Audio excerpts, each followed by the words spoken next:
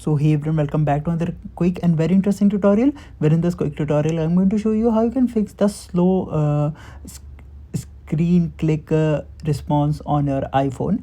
Now in order to fix it, simply open the settings of your iPhone. In the settings, simply go to accessibility, and here in the accessibility section you need to scroll down until you see this option of touch.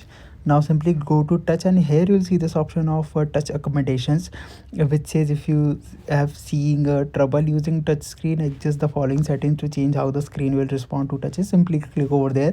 If it is enabled, simply disable it, and if in your case it is disabled, simply enable it and try changing the settings accordingly that suits you, that fixes your issue. And I recommended it to stay turned off, and in your case if you're facing issue, it will definitely turn on, so make sure to turn this option off.